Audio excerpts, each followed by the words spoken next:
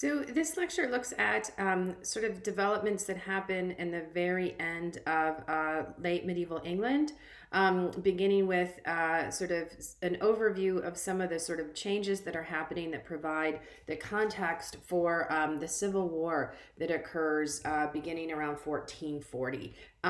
Known among historians as the Cousins' War because it was fought between cousins, and then sort of made famous by Shakespeare as the War of the Roses. This is an illustration of the Battle of Barnet. We do know that this was a particularly bloody and brutal war. It was largely confined to the nobility. The common people weren't really sort of engaged in the actual battles, though oftentimes were sort of collateral damage. And we'll sort of talk about some of the causes for the war, immediate causes, as well as the wider context. So, as I said, this is often sort of referenced as the Wars of the Roses. This is popularized by Shakespeare, who is writing in the aftermath of the war as the Tudors are trying to consolidate their position. The Tudors draw sort of their descent through the House of Lancaster. So this is the Red Rose, and then the opposition is associated with the House of York, the White Rose. And so they didn't use these emblems really during their lifetimes, but it just was sort of popularized by Shakespeare later on. Histories is in quotations because obviously none of the plays known as histories were actually histories. They were plays, they were dramas, and they were very politically sort of motivated. Queen Elizabeth demanded sort of rights of approval over everything that Shakespeare wrote, which is why members of the House of York don't turn out looking very good in any of Shakespeare's works. So the wider background, as I said, 15th century England is really still experiencing a lot of major changes. They're still sort of coming out of all of the economic, religious, and social changes resulting from the plague. And the other thing we're seeing is that the structure of society is changing as well, sort of laying the foundation for the early modern period. And in particular, what we see is really sort of the increasing obsolescence of feudalism as a means of governing. The armed knight in particular, who originally sort of rose to a position of political and economic prominence because he could provide protection, is no longer necessary. And as we saw in the course of the Hundred Years' War, he's becoming less and less of a factor on the battlefield in terms of the way battles are fought normally. But he's also becoming sort of less important because now protection is provided by the courts. You have legal structures in place. You don't have sort of retributive justice. So you really don't need these individuals anymore. And then the question becomes, well, if they're no longer needed for defense and they're not really instrumental in winning wars, why do they continue to monopolize power and wealth? And so we start to see the deterioration of the fief as sort of this unit binding individuals together. And also increasingly when kings do go to war, they use sort of paid soldiers. They don't sort of raise knights the way they used to back in the 13th century. And so these armored knights are becoming more and more sort of for tournaments like the ones that you see here, more sort of cultural symbols and less sort of pragmatic. At the same time, we really start to see the growth of Parliament. This is one of the earliest visual depictions of Parliament here. So you can see sort of the king is still in command, but increasingly Parliament is becoming more and more diverse. So it is separated into the House of Lords. So this is 93 nobles and leading members of the church. The actual composition is going to change a little bit, but you do have this sort of significant representative body of sort of the nobility and the church. You now have, becoming more powerful, the House of Commons. So 2 knights per shire, about 188 sort of leading members of various towns, 30 to 40 sort of professional judges.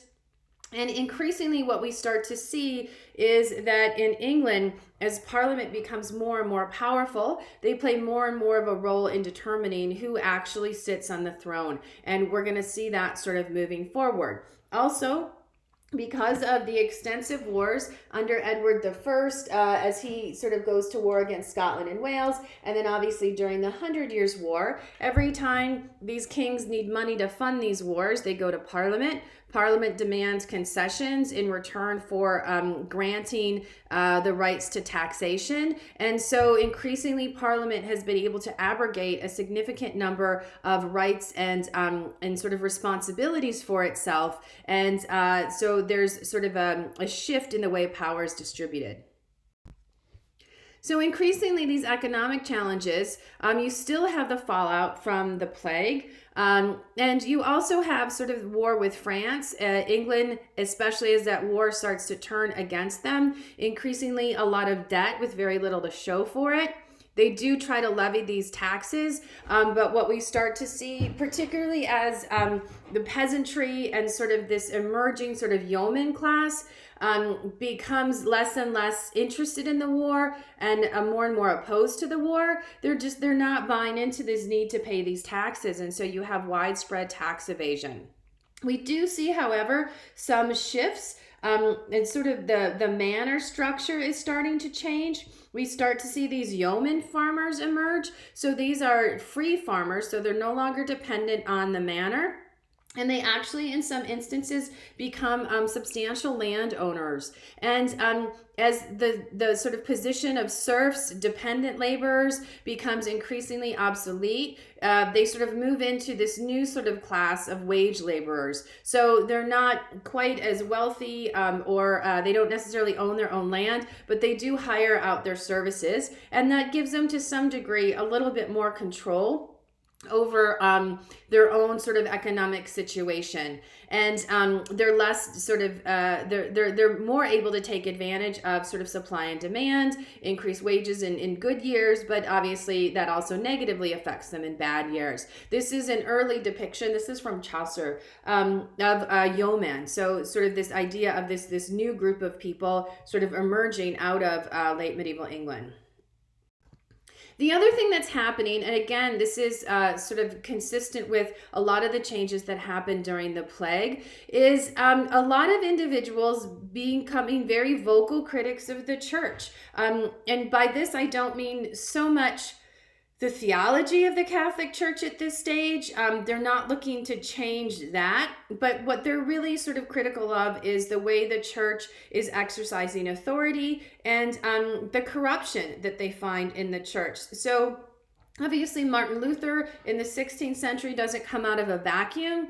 This is all sort of precedent. So you start to see individuals becoming very critical of how wealthy the church is. We know in England, monasteries control a quarter to a third of all arable land, so all agricultural land. So obviously this creates a lot of friction with local peasants who then aren't able to sort of expand their holdings. The church is also very invested in collecting tithes. So this is 1/10 of all your income is supposed to go to the church, and in some instances, what's seen as something that should be voluntary is sort of viewed by the church as mandatory. And so there are a lot of struggles over that as well. And then all of this sort of is connected by this emergence of anti-clerical sentiment. So what this means is just people becoming increasingly critical of the clergy, individual clergy, in terms of their conduct. So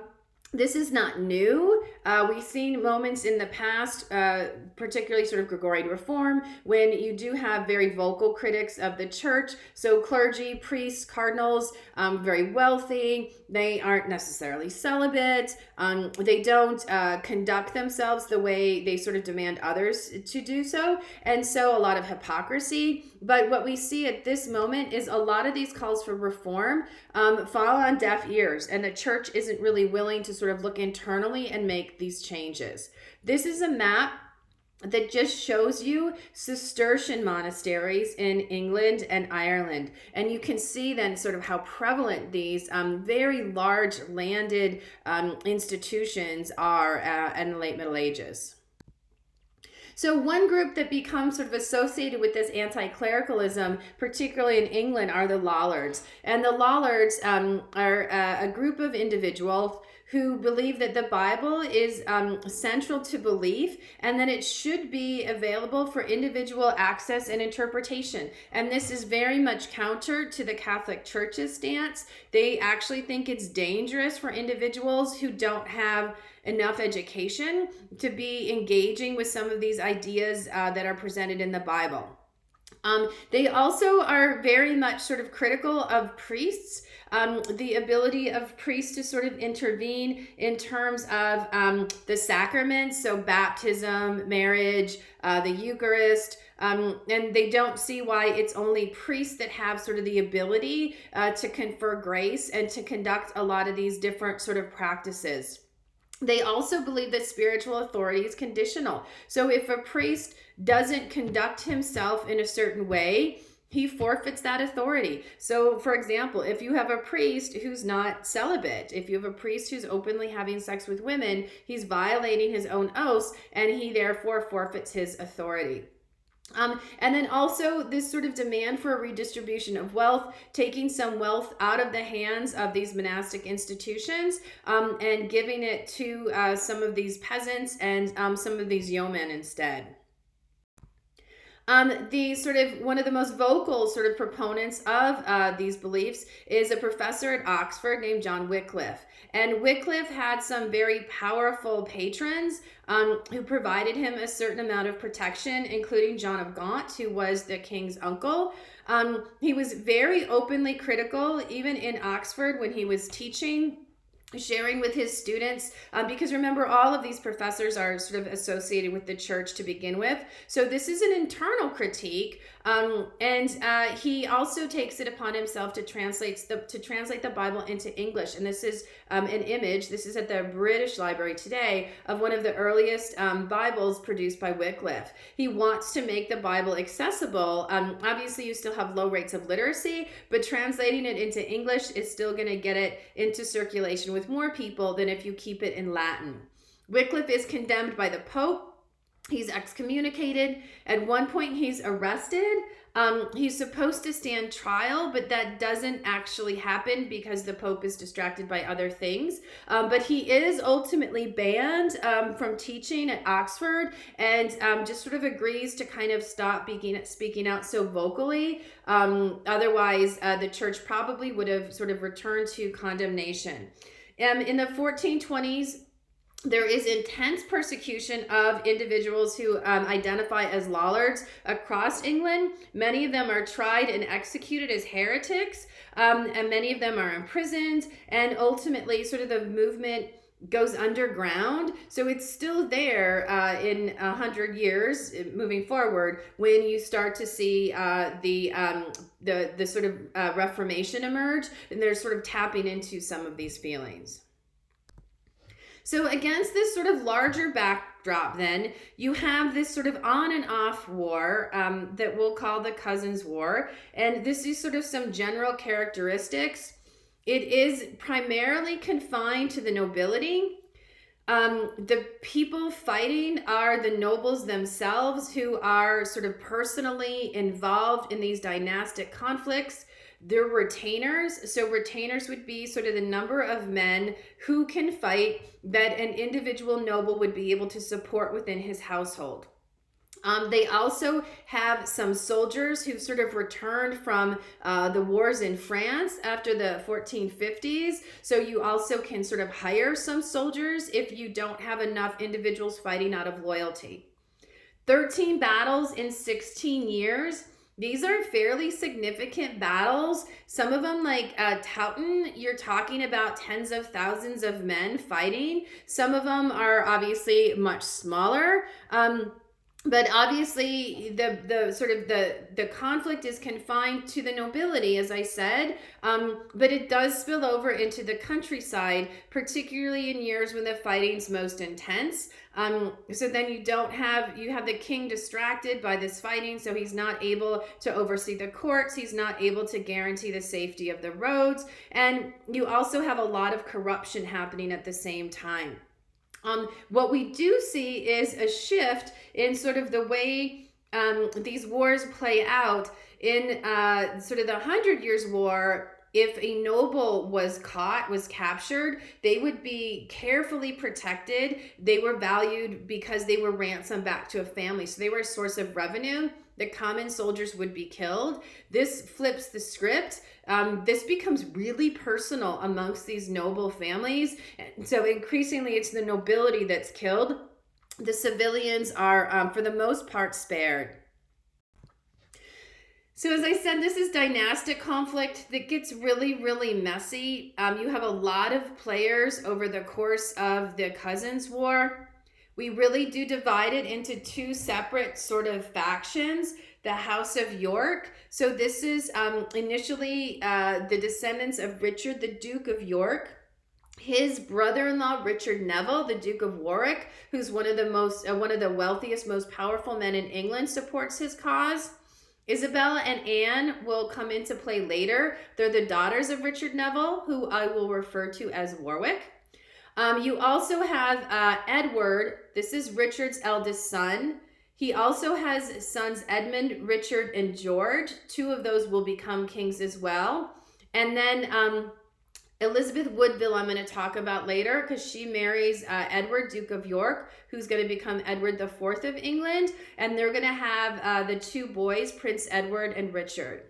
On the opposite side then is the House of Lancaster. So the House of Lancaster emerges when Henry IV deposes Richard II. Obviously, Henry V, we've seen before. His son, Henry VI, who becomes king at a very, very young age, and then eventually marries Marguerite d'Anjou, who is the niece of the King of France. They have one child, Prince Edward. Marguerite d'Anjou's staunchest supporters come from Edward, the Duke of Somerset, and Margaret Beaufort, who is the mother of Henry Tudor, who eventually will sort of end all of this conflict and usher in the Tudor dynasty. So what are the origins? It is sort of centered around this dynastic claim of Richard of York, though this sort of emerges as things progress. It's not the initial cause. We do know, though, that when Richard II is deposed and declared unfit to rule by Parliament, this creates a really dangerous precedent. He's deposed by his cousin Henry, who is the Duke of Lancaster, who is crowned, as you see here, as King Henry IV. At that time, the Dukes of Lancaster were the third oldest sons in the line, so they skipped over another line in the family, which I'll show you in a second with a genealogy. And so that claim is going to be sort of resurrected as things start to deteriorate. But the important thing here is that England has established this precedent of inheritance, of rule, who has the right to the throne. Inheritance, yeah, you're a member of the royal family, but you don't have to be the eldest son or the sort of eldest branch because you're combining royal blood with conquest and then parliamentary approval. And that creates a lot of instability because a lot of people then can become claimants to the throne. So this is the genealogy. So if you track back, what you'll see is, so Edward III has lots of children. Edward, Prince of Wales, dies before Edward III, so the crown passes to Richard II. Richard II is deposed and killed by his cousin, Henry IV. But that second branch there, so Lionel, Duke of Clarence, and his descendants, the Mortimers and the Earls of March, there isn't an adult at the time of Richard's deposition who can sort of step up. And actually, Richard kills his uncle, Roger, the Earl of March, but not before he can have children. And so this is the line that then produces Richard, Duke of York, and gives that claim to the throne. And so Richard, Duke of York, actually has royal ancestry on his side, and then his wife, Cecily Neville, or both of his and his father and his mother actually both are royal, and then his wife, Cecily Neville, has a royal claim as well. So refer to this if you need to moving forward. You can also see the Beaufort line, right? So the Beauforts were descendants of John of Gaunt, but they were illegitimate descendants of John of Gaunt. His wife was Blanche of Lancaster, and so this produces all the Henrys. He had a longtime mistress named Catherine Swynford, and so the Beauforts are illegitimate children of John of Gaunt and Catherine Swynford. That's going to be significant moving forward. So what starts to happen then is under Henry V, no one has any issues. Things are going fine. War with France, a lot of authority and stability. But under Henry VI, that all changes. Remember, he becomes king when he's before his he reaches his first birthday. So you have this regency council, a lot of barons who all want to have a say in what's going on in England.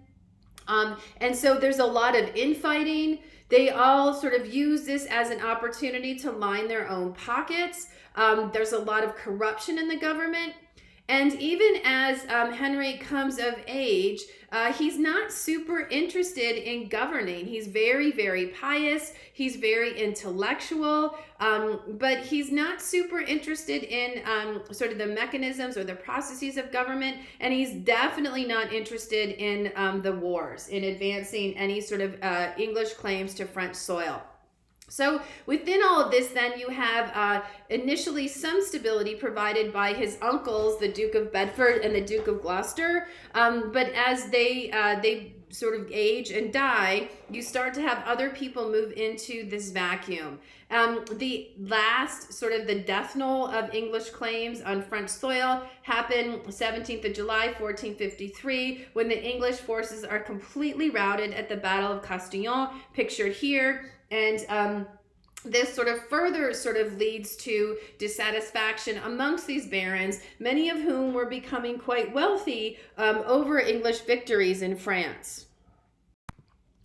In the 1440s, as a way to secure at least a temporary peace with France, Henry had married Marguerite d'Anjou. And so, as I said, she's from sort of a prominent French family. She is the niece of the king. She does not bring a very significant dowry. A lot of people felt that this is not the most advantageous match that Henry could have made. But as we will see, Marguerite proves to be very interested in governing, and she fights avidly to maintain the throne for their son Edward when it's challenged. So the first sort of moment when we start to see a lot of this sort of dissatisfaction erupt openly is in 1453. Henry VI seems to suffer from sort of mental instability. It doesn't look like that of his of Charles VI. And so remember, he is the grandson of Charles VI, who had a lot of mental instability. It's not violent. It's more he goes into sort of these trances where he doesn't recognize himself. He doesn't recognize his wife. He does sort of refuse to bathe, and he spends just hours on end on his knees in prayer or in the corner. He refuses to wear his crown. And so he's obviously not in a position to rule. So you have a couple of different factions emerge. Who is going to step into this vacuum? Marguerite thinks it should be her, and her staunchest ally is the Duke of Somerset. However, she is not a super popular queen. She's rather abrasive. She's still seen as a foreigner because she's French. And so the opposition party emerges and coalesces around Richard, Duke of York, who is a cousin of the king. He's a very well-known and powerful sort of baron. He's been actively sort of fighting in France. And so he believes that he should sort of step into this vacuum. The other sort of group are Henry's half-brothers, Edmund and Jasper Tudor. So when Henry V died, his widow Catherine married a Welshman, Owen Tudor. And so he has these half-brothers whose loyalty at this point is kind of split. It's hard to pin those two down, though they'll be important later on.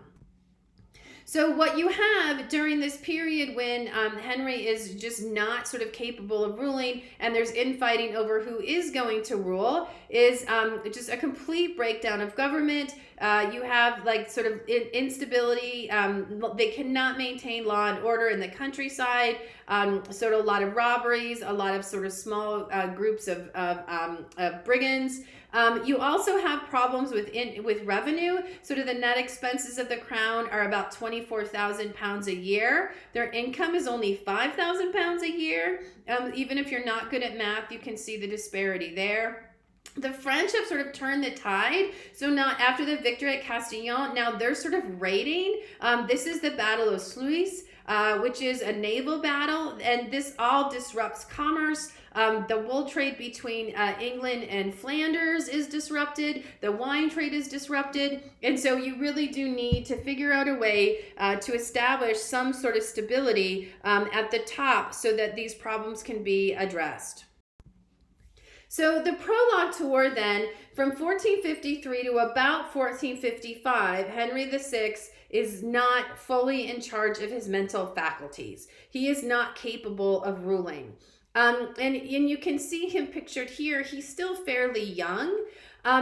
Richard of York then is declared by the other barons to be protector of the realm. This was actually a title that Richard's other uncle, Humphrey, Duke of Gloucester, had when he was very young. And so it's sort of it's not a regency position, but it's just someone, an individual identified to exercise authority. And so he begins to sort of deal with a lot of the corruption at the top. There are a lot of advisors of Henry VI that a lot of people didn't like, that they thought were sort of leading him astray and taking advantage of him. So he removes those people from court. He also tries to remove Marguerite from court. She wants an active role in governing. He does not think that she should. He does not think she's making good decisions. And so he very much sort of limits her ability to have a say in affairs during this period. However, in 1455, Henry VI all of a sudden has full control of all his mental abilities. And so he then is informed of what's been going on for the last year and change, particularly by his wife. Obviously, she is very angry about what Richard of York did and the decisions that he made. And so once she sort of fills Henry in on her side of things, he moves to exile Richard of York from the government. He returns to his lands in the north. Richard obviously is not happy with this turn of events, and a lot of other barons see a return to the instability and chaos that sort of prevailed in the 1450s. And so he then sort of declares himself in a position of rebellion. And then that is going to initiate the sort of series of armed conflicts that will occur over the remainder of the 15th century.